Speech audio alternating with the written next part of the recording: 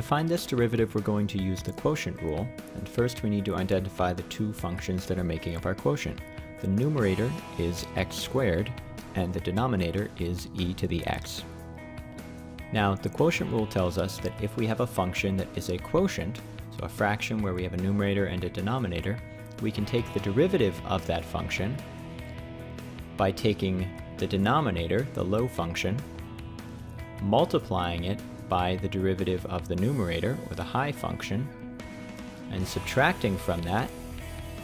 the high function, or again the numerator, multiplied by the derivative of the low function, and putting all of that over the low function squared. So if we're looking for f prime of x, or the derivative of this quotient, our numerator here is x squared, so that's going to be our high function, and our denominator is e to the x, so that will be our low function. And if we plug all this in,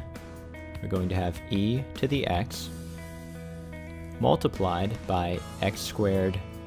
prime, the derivative of x squared, minus x squared multiplied by the derivative of e to the x. And all of this is going to be over e to the x squared. So if we take care of our derivatives, we're going to have e to the x multiplied by 2x, and then we're subtracting from that x squared